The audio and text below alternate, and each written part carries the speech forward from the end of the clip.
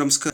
TM learning centre YouTube ಚಾನಲ್ಗೆ ನಿಮ್ಮೆಲ್ಲರಿಗೂ ಸ್ವಾಗತವನ್ನು ಕೋರ್ತಾ, ಗಣಿತ ಪೆಡಗಾಗಿ ಸಂಬಂಧಪಟ್ಟಂತೆ CTET ಆಗಿರ್ಬೋದು ಅಥವಾ GPSTR, HSTR, PSTR primary school teachers ರಿಕ್ರೂಟ್ಮೆಂಟ್ಗೆ ಈಗೇನು ಪರೀಕ್ಷೆ ಸಿದ್ಧತೆಯನ್ನು ನಡೆಸ್ತಾ ಇದ್ದೀರಿ ಅವರಿಗೆ ಈ ಒಂದು ತರಗತಿ ಸಾಕಷ್ಟು ಹೆಲ್ಪ್ಫುಲ್ ಆಗಿರುತ್ತೆ. ಗಣಿತ ಬೋಧನಾ ಶಾಸ್ತ್ರಕ್ಕೆ ಸಂಬಂಧಪಟ್ಟಂಥ ಪ್ರಮುಖ 10 ಪ್ರಶ್ನೆಗಳನ್ನು ನಾನಿಲ್ಲಿ ನಿಮ್ಮೊಟ್ಟಿಗೆ ಚರ್ಚೆ ಮಾಡ್ತಾ ಇದ್ದೀನಿ.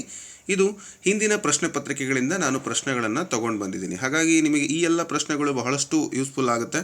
ಪರೀಕ್ಷೆ ಪ್ಯಾಟರ್ನನ್ನು ಅರ್ಥ ಮಾಡ್ಕೊಳ್ಳಿಕ್ಕೆ, ಪ್ರಶ್ನೆ ಸ್ವರೂಪವನ್ನು ಅರ್ಥ ಮಾಡ್ಕೊಳ್ಳಿಕ್ಕೆ ನಿಮಗೆ ಸಹಾಯ ಆಗುತ್ತೆ ಅಂತ ಹೇಳ್ತಾ, ಸೊ ಈ ವಿಡಿಯೋವನ್ನು ಕಂಪ್ಲೀಟಾಗಿ ನೋಡಿ ಮತ್ತು ನೀವು ಕೂಡ ನನಗಿಂತ ಮೊದಲೇ ಆನ್ಸರನ್ನು ಮಾಡಲಿಕ್ಕೆ ಪ್ರಯತ್ನ ಮಾಡಿ. ಎರಡೂ ಲ್ಯಾಂಗ್ವೇಜಲ್ಲಿ ನಾನು ಕ್ವಶನ್ಸನ್ನು ತೊಗೊಂಡು ಬಂದಿದ್ದೀನಿ. ಯಾಕೆಂದರೆ CTET ನಿಮಗೆ ಇಂಗ್ಲೀಷಲ್ಲಿ ಕೂಡ ಇರುತ್ತೆ, ಹಿಂದಿಯಲ್ಲಿರುತ್ತೆ. ಆದರೆ ಕನ್ನಡದಲ್ಲಿ ನೀವು ಅರ್ಥ ಮಾಡ್ಕೊಳ್ಳುವಂಥದ್ದು ಬೇಗ ಆಗುತ್ತೆ ಅಂತಕ್ಕಂಥ ದೃಷ್ಟಿಯಿಂದ ನಾನು ಎರಡೂ ಮಾಧ್ಯಮದಲ್ಲಿ ಕ್ವಶನ್ಸನ್ನು ತಂದಿದ್ದೀನಿ. ಮೊದಲನೇ ಪ್ರಶ್ನೆ ಈ ರೀತಿ ಇದೆ. ಇದು ಉಚಿತ ತರಗತಿ, ಇದಕ್ಕೆ ನೀವು ಯಾವುದೇ ಪೇಮೆಂಟನ್ನು ಮಾಡಬೇಕಾಗಿಲ್ಲ. ಸೊ ಜಸ್ಟ್ ಕ್ಲಾಸನ್ನು ವಾಚ್ ಮಾಡ್ಕೊತ ಹೋಗಿ ನೀವು ನೋಟ್ಸ್ ಮಾಡಿಕೊಂಡ್ರೆ ನಿಮಗೆ ಅನುಕೂಲ ಆಗುತ್ತೆ.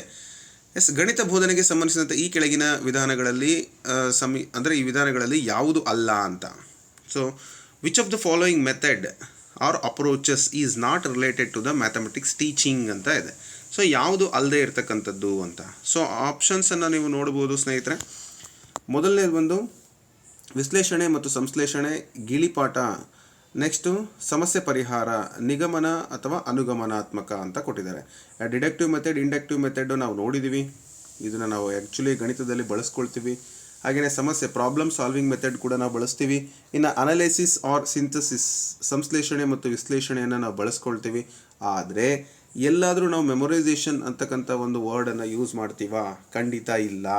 ಸೊ ಹಾಗಾಗಿ ಈ ಗಿಳಿಪಾಠ ಅಥವಾ ಮೆಮೊರೈಸೇಷನ್ ಅಥವಾ ಬಾಯ್ಪಾಠ ಅಂತೇನು ಕರಿತೀವಿ ಅದು ಒಂದು ವಿಧಾನಗಳಲ್ಲಿ ಬರೋದಿಲ್ಲ. ಅದು ಇದಕ್ಕೆ ಸರಿಯಾದ ಉತ್ತರ ಅಂತ ಹೇಳ್ತಾ ಮುಂದಿನ ಪ್ರಶ್ನೆಗೆ ಹೋಗೋಣ. ಸೊ ಅದಕ್ಕೆ ಸಂಬಂಧಪಟ್ಟಂತೆ ಗಣಿತ ಬೋಧನೆಯಲ್ಲಿ ಅರ್ಥ ಮಾಡಿಕೊಳ್ಳುವಿಕೆ ಮತ್ತು ತಾರ್ಕಿಕ ಚಿಂತನೆ ಮುಖ್ಯ. ಗಿಳಿಪಾಠವು ಅರ್ಥವಿಲ್ಲದೆ ನೆನಪಿಗೆ ಒತ್ತು ನೀಡುತ್ತದೆ. ಆದ್ದರಿಂದ ಇದು ಸಮರ್ಪಕ ಗಣಿತದ ಬೋಧನಾ ವಿಧಾನ ಅಲ್ಲ ಅಂತಕ್ಕಂಥದ್ದು ನಮಗಿಲ್ಲಿ ಗೊತ್ತಾಗುತ್ತೆ. ಸೊ ನೀವು ಬೇಕಾದರೆ ಆ ಸ್ಕ್ರೀನ್ ಹಾಗೆ ಪಾಸ್ ಮಾಡಿ ಬರ್ಕೊಳ್ಳಿ ಒಂದು ಎಲ್ಲ ವಿವರಣೆಯನ್ನು. ಅದು ನಿಮಗೆ ಇನ್ನಷ್ಟು ಕಾನ್ಫಿಡೆನ್ಸನ್ನು ಕೊಡುತ್ತೆ. ಮುಂದಿನ ಪ್ರಶ್ನೆ ಈ ರೀತಿ ಇದೆ. ಉನ್ನತ ಪ್ರಾಥಮಿಕ ಹಂತದಲ್ಲಿ ಜಾಮಿತೀಯ ಪುರಾವೆಗಳಿಗಾಗಿ ಸಾಮಾನ್ಯವಾಗಿ ಬಳಸುವ ವಿಧಾನ ಇದು ಅಂತ ಕೊಟ್ಟಿದ್ದಾರೆ. ಅಂದರೆ which method is most commonly used for geometrical proofs at higher primary level. Geometrical ಪ್ರೂಫನ್ನು ಕೊಡಲಿಕ್ಕೆ ಯಾವುದನ್ನು ನಾವು ಇಲ್ಲಿ ಬಳಸ್ತೀವಿ? ಸೊ ಆಪ್ಷನ್ಸನ್ನು ನೋಡಿ, ಆನಂತರ ನೀವು ಡಿಸೈಡ್ ಮಾಡಿ. ನಿಗಮನ ವಿಧಾನ, ಡಿಡಕ್ಟಿವ್ ಮೆಥಡ್, ಅನುಗಮನ ವಿಧಾನ, inductive method, next proof by contradiction, ಅಂದರೆ ಕಾಂಟ್ರಡಿಕ್ಷನ್ ಮೂಲಕ ಅವುಗಳನ್ನು ಪುರಾವೆಯನ್ನು ಒದಗಿಸ್ತಕ್ಕಂಥದ್ದು. ಹಾಗೆ ನೆಕ್ಸ್ಟು ಪ್ರತಿಕ್ರಮ ಉದಾಹರಣೆ ಅಂತ ಕೊಟ್ಟಿದ್ದಾರೆ. ಸೊ ಇದರಲ್ಲಿ ಯಾವುದನ್ನು ಅಪ್ಪರ್ ಪ್ರೈಮರಿ ಲೆವೆಲಲ್ಲಿ ನಾವು ಬಳಸ್ತೀವಿ ಅಂತಕ್ಕಂಥದ್ದನ್ನು ಕೇಳಿದ್ದಾರೆ. ಸ್ನೇಹಿತರೆ, ಇಲ್ಲಿ ನೀವು ಅರ್ಥ ಮಾಡ್ಕೋಬೇಕು. ಜಾಮಿತೀಯ ಅಂತ ಹೇಳಿಕೊಟ್ಟಾಗ ನಮಗಿಲ್ಲಿ ಅರ್ಥ ಆಗುತ್ತೆ. ನೇರವಾಗಿ ಮಕ್ಕಳಿಗೆ ಉದಾಹರಣೆಗಳನ್ನು ಕೊಟ್ಟು ನಾವು ಎಕ್ಸಾಂಪಲ್ಸನ್ನು ಮೂಲಕ ಮಕ್ಕಳಿಗೆ ಹೋಗೋದ್ರಿಂದ ಇಲ್ಲಿ ನಿಗಮನ ವಿಧಾನ ಇದಕ್ಕೆ ಸರಿಯಾದ ಉತ್ತರ ಆಗುತ್ತೆ. ಸೊ ನಿಗಮನ ವಿಧಾನ ಅಂತಕ್ಕಂಥದ್ರಿಂದ ಅಪ್ಪರ್ ಪ್ರೈಮರಿ ಲೆವೆಲ್ ಇರ್ತಕ್ಕಂತಹ ಮಕ್ಕಳಿಗೆ ಜಾಮಿತೀಯ ಒಂದು ಆಕೃತಿಗಳನ್ನು, ಜಾಮಿತೀಯ ಒಂದು ಪಾಠವನ್ನು ಕಲಿಸೋದು ಭಾಳಷ್ಟು ಸುಲಭವಾಗುತ್ತೆ. ಓಕೆ, ಸೊ ಡಿಡಕ್ಟಿವ್ ಮೆಥಡ್ ಇದಕ್ಕೆ ಸರಿಯಾದ ಉತ್ತರ ಆಗುತ್ತೆ. ಜಾಮಿತೀಯ ಪುರಾವೆಗಳು ನಿರ್ದಿಷ್ಟ ಸಿದ್ಧಾಂತಗಳಿಂದ ತಾರ್ಕಿಕವಾಗಿ ತೀರ್ಮಾನಕ್ಕೆ ಬರುವಂತಹ ಒಂದು ನಿಗಮನಾತ್ಮಕ ವಿಧಾನವನ್ನು ನಾವಿಲ್ಲಿ ಬಳಸಿ ಮಕ್ಕಳಿಗೆ ತಿಳಿಸ್ಕೊಡ್ತೀವಿ ಅಂತಕ್ಕಂಥದ್ದು ಸರಿಯಾದ ಒಂದು ಉತ್ತರ ಆಗುತ್ತೆ ಸ್ನೇಹಿತರೆ. ಓಕೆ, ಸೊ ನೆಕ್ಸ್ಟ್ ಕ್ವಶನ್ ನೋಡಿ. NCF 2005 ಪ್ರಕಾರ ಶಾಲೆಗಳಲ್ಲಿ ಗಣಿತ ಶಿಕ್ಷಣದ ಮುಖ್ಯ ಗುರಿ ಏನು ಅಂತ ಕೇಳಿದ್ದಾರೆ. ಇದು ಭಾಳ ಇಂಪಾರ್ಟೆಂಟು, ನೇರವಾದ ಪ್ರಶ್ನೆ. According to the NCF 2005, the main goal of the mathematics education in school is. So ಏನು ಹಾಗಾದರೆ 2005 NCFನ ಪ್ರಕಾರ ಮಕ್ಕಳಿಗೆ ಗಣಿತವನ್ನು ಕಲಿಸೋದ್ರ ಮುಖ್ಯ ಗುರಿ ಏನು ಅಂತ. ಆಪ್ಷನ್ಸನ್ನು ನೋಡಿ. ಮಗುವಿನ ಚಿಂತನೆಯನ್ನು ವಿಶ್ಲೇಷಿಸುವುದು, ಮಗುವಿನ ಚಿಂತನೆಯನ್ನು ಗಣಿತೀಕರಿಸುವುದು, ಗಣಿತೀಕರಣದಿಂದ ಹೊರಗಿಡುವುದು, ನೆಕ್ಸ್ಟ್ ಸಮಸ್ಯೆ ಪರಿಹಾರ ಸಾಮರ್ಥ್ಯ ಅಭಿವೃದ್ಧಿಯನ್ನು ಮಾಡ್ತಕ್ಕಂಥದ್ದು. ಸೊ ಇದು NCF 2005 ಮುಖ್ಯ ಉದ್ದೇಶ ಏನು? ಸೊ ನಿಮಗೆ ಅರ್ಥ ಆಗಿರಬೇಕು. ಮಗುವಿನ ಚಿಂತನೆಯನ್ನು ವಿಶ್ಲೇಷಿಸುವುದು, ನೆಕ್ಸ್ಟು ಮಗುವಿನ ಚಿಂತನೆಯನ್ನು ಗಣಿತೀಕರಿಸುವುದು, ನೆಕ್ಸ್ಟು ಗಣಿತೀಕರಣದಿಂದ ಹೊರಗಿಡುವುದು, ನೆಕ್ಸ್ಟ್ ಸಾಮರ್ಥ್ಯ ಅಭಿವೃದ್ಧಿ ಅಂತ ಕೊಟ್ಟಿದ್ದಾರೆ. ಸೊ ಇಲ್ಲಿ ನೀವು ಅರ್ಥ ಮಾಡ್ಕೋಬೇಕು, NCF 2005 ಪ್ರಕಾರ ಮಗುವಿನ ಚಿಂತನೆಯನ್ನು ಗಣಿತೀಕರಿಸುವುದು, ಮಗುವಿನ ಗಣಿತಕ್ಕೆ ಸಂಬಂಧಪಟ್ಟಂತೆ ನಾವೇನು ಮಾಡಬೇಕು, ಸಿದ್ಧತೆಯನ್ನು ಮಾಡಿಕೊಳ್ಬೇಕು. ಸೊ ಆ ರೀತಿ ಮಗುವಿನ ಒಂದು ಥಿಂಕಿಂಗ್ ಲೆವೆಲನ್ನು ಮ್ಯಾಥಮೆಟಿಕ್ಸಲ್ಲಿ ತಾರ್ಕಿಕವಾಗಿ ಚಿಂತನೆಯನ್ನು ಮಾಡುವಂತೆ ಅಭಿವೃದ್ಧಿಪಡಿಸ್ತಕ್ಕಂಥದ್ದೇ NCF 2005 ಪ್ರಕಾರ. ಅರ್ಥ ಮಾಡಿಕೊಂಡು ಮಕ್ಕಳು ದಿನನಿತ್ಯದ ಅನುಭವಗಳನ್ನು ಗಣಿತಕ್ಕಾಗಿ ಬಳಸ್ಕೊಂಡು ಆ ರೀತಿಯಾದ ಚಿಂತನೆಯಲ್ಲಿ ತೊಡಗಬೇಕು ಅಂತಕ್ಕಂಥದ್ದು ಅಲ್ಲಿ ಒಂದು ಉದ್ದೇಶ ಆಗಿತ್ತು, ಅದರ ಒಂದು ಏಮ್ ಆಗಿತ್ತು ಅಂತಕ್ಕಂಥದ್ದು ನಿಮಗೆ ಗೊತ್ತಿರಲಿ. ನೆಕ್ಸ್ಟು, ಒಂದೇ ಸಮಸ್ಯೆಯನ್ನು ಇಬ್ಬರು ವಿದ್ಯಾರ್ಥಿಗಳು ವಿಭಿನ್ನ ಆದರೆ ಸರಿಯಾದ ವಿಧಾನಗಳಿಂದ ಪರಿಹರಿಸಿದರೆ ಶಿಕ್ಷಕರು ಏನು ಮಾಡಬೇಕು? ಪ್ರಶ್ನೆಯನ್ನು ಇಂಗ್ಲೀಷ್ನಲ್ಲಿ ಒಂದ್ಸರಿ ಓದ್ಕೊಳ್ಳಿ, ನಿಮ್ಗೆ ಕ್ಲಿಯರ್ ಅರ್ಥ ಆಗುತ್ತೆ. If 2 students solve A problem using different but correct methods, what should the teacher do? ಅಂದರೆ ಇಲ್ಲಿ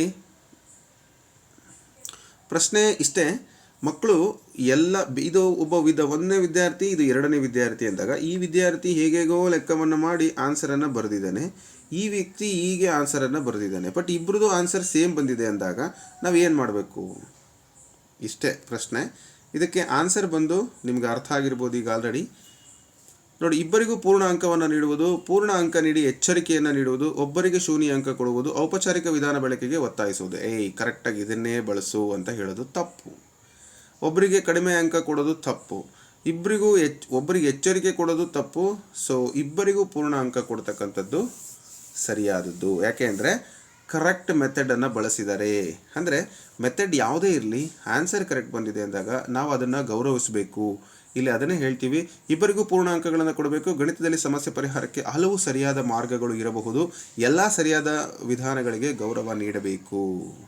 ಓಕೆ, ಈ ಸ್ಟ್ರಾಟಜೀಸ್ ಅಥವಾ ಈ ಸ್ಟೆಪ್ಸ್ ಅಂತ ಏನು ಕರಿತೀವಿ, ವ್ಯಾಲಿಡ್ ಇತ್ತಂದರೆ ನಾವು ಅದನ್ನು ಕೊಡಲೇಬೇಕು, ಫುಲ್ ಅಂಕಗಳನ್ನು ನಾವು ಕೊಡಲೇಬೇಕು. ಎಷ್ಟು ಸ್ನೇಹಿತರೆ, ಮುಂದಿನ ಪ್ರಶ್ನೆ ಈ ರೀತಿ ಇದೆ. ಮಧ್ಯಮ ದರ್ಜೆಯ ಮಕ್ಕಳು ಅಂದರೆ ಸ್ವಲ್ಪ ಆವರೇಜ್ ಸ್ಟೂಡೆಂಟ್ಸ್ ಅಂತ ಹೇಳಿ ನಾವು ಅರ್ಥ ಮಾಡ್ಕೋಬೇಕು. ಮಧ್ಯಮ ದರ್ಜೆಯ ಮಕ್ಕಳು ಆಯತ ಮತ್ತು ಚೌಕಗಳನ್ನು ಸಮಾಂತರ ಚತುರ್ಭುಜಗಳೆಂದು ಪರಿಗಣಿಸದಿದ್ದರೆ, ಸೊ ಅಕ್ಸೆಪ್ಟ್ ಮಾಡದೇ ಇದ್ದರೆ, ಈಗ ಆಯತ ಮತ್ತೊಂದು ಚೌಕ ಅಂತ ನಾವು ತಗೊಂಡ್ರೆ ಇವು ಕೂಡ ಚತುರ್ಭುಜಗಳು ವಿಧಗಳು ಅಂತ ಅವರಿಗೆ ಗೊತ್ತಿಲ್ಲ. ಸೊ ಅದನ್ನು ಅವರು ಅರ್ಥ ಮಾಡ್ಕೊಳ್ತಿಲ್ಲ ಅಂದಾಗ ಶಿಕ್ಷಕರು ಏನು ಮಾಡಬೇಕು ಅಂದರೆ, middle school students if middle school students do not consider rectangle and square as parallelograms, the teacher should ಅಂತ ಕೊಟ್ಟಿದ್ದಾರೆ. ಅಂದರೆ ಏನು ಮಾಡಬೇಕು ಶಿಕ್ಷಕರು? ಅದಕ್ಕೆ ಆಪ್ಷನ್ಸನ್ನು ನೋಡೋಣ. ಮೊದಲನೇದು, ವಿಭಿನ್ನ ಗುಣಗಳನ್ನು ಹೇಳುವುದು, ಚರ್ಚೆಯನ್ನು ತಪ್ಪಿಸುವುದು, ಒಂದೇ ಗಣಿತೀಯ ಗುಣಗಳಿರುವ ಮನಿಪುಲೇಟಿವ್ಗಳನ್ನು ನೀಡುವುದು, ಪ್ರಾಥಮಿಕ ಶಿಕ್ಷಕರಿಗೆ ಬಿಟ್ಟು ಬಿಡುವುದು. ಅಂದರೆ ಇಲ್ಲಿ ಹೈಸ್ಕೂಲ್ ವಿದ್ಯಾರ್ಥಿಗಳು ಅಂತ ನಾವು ಕನ್ಸಿಡರ್ ಮಾಡಿದರೆ ಅಲ್ಲಿ ಪ್ರಾಥಮಿಕ ಶಿಕ್ಷಕರಿಗೆ ಕೊಡಬೇಕಾಗಿತ್ತು, ಅವ್ರು ಹೇಳಿಕೊಟ್ಟಿಲ್ಲ ಅನ್ನೋದು ತಪ್ಪು. ಚರ್ಚೆಯನ್ನು ತಪ್ಪಿಸೋದು ತಪ್ಪು.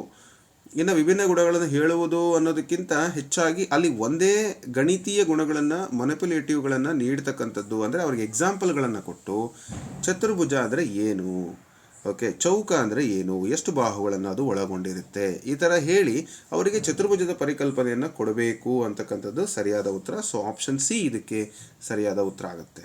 ಓಕೆ, ಇದನ್ನು ನಾವು ಮಕ್ಕಳಿಗೆ ಅರ್ಥ ಮಾಡಿಸ್ಬೇಕು ಸ್ನೇಹಿತರೆ. ಇನ್ನು ಪ್ರಶ್ನೆಗಳನ್ನು ಮತ್ತೆ ನಾನು ಚರ್ಚೆ ಮಾಡ್ತೇನೆ. ಸೊ ಧನ್ಯವಾದಗಳು. ಇದೇ ಥರದ ಕ್ಲಾಸ್ಗಳು ಬೇಕು ಅಂದರೆ ನನಗೆ ವಿ ವಾಂಟ್ ಅಂತಕ್ಕಂಥ ಮೆಸೇಜನ್ನು ಮಾಡಿ.